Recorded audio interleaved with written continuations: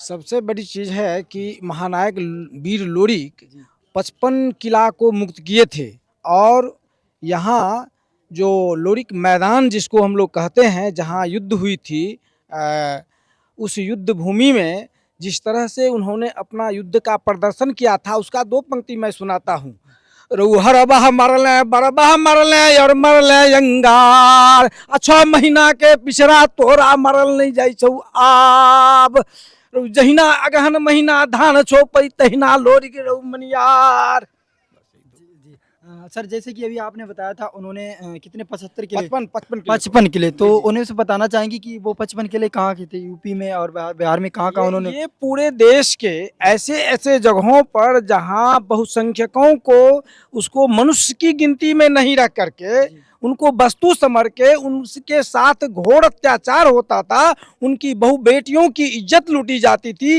ऐसे अत्याचारी राजाओं के विरुद्ध में ये महानायक वीर लोरी, चूंकि ये बहुसंख्यक समाज से थे, इन्होंने इस बात को जोरदार आवाज में उठाया और अपनी वीरता के बदौलत उन राजा को मार करके, उन अत्याचारी राजाओं को मार करके और उनके अत्याचार से इस राष्ट्र को मुक्त करवाया।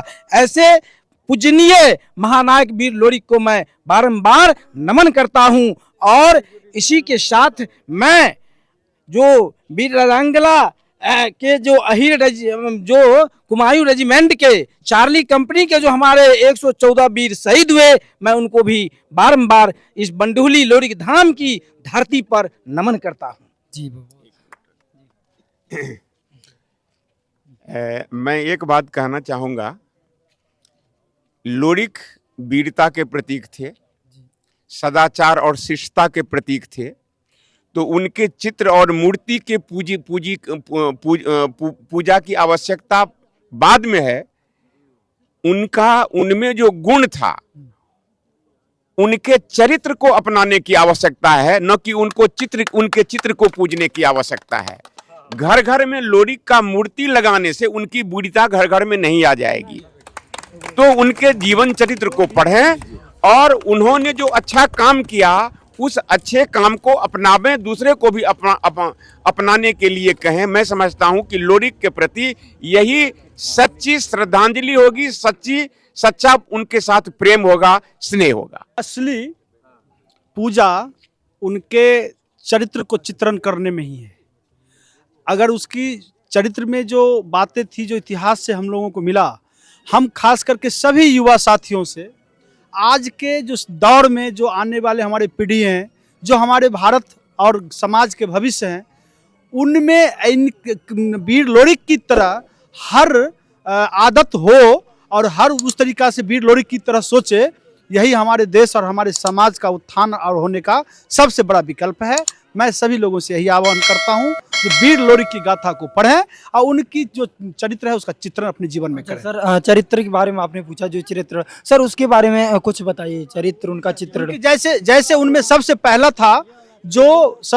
था उनका जो समरस समाज की स्थापना करना, और समरस समाज का स्थापना करने के खिलाफत में जो अत्याचारी होते थे उसको मिटा करके और बिना लोभ प्रत्यय को वहीं के स्थानीय लोगों को राजा बना दिया करता था और निर्लोभ हुआ करते थे। ये सबसे बड़ा उनका प्रतीक है। और इसी निर्लोभ होकर के समाज में जब आप समझेंगे हमें किसी भी चीज से कोई लोभ नहीं है, इस समाज को बेहतर बनाना है, यही हमारी जिंदगी का प्राथमिकता है, तो यही उसका चरित्र का असली चित्रण।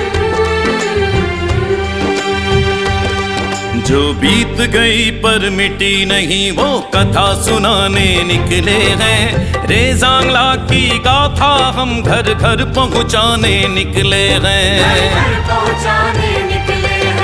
हंसते हंसते लुटा गए जो प्राण देश पर 62 में, हंसते हंसते लुटा गए जो प्राण देश पर 62 में।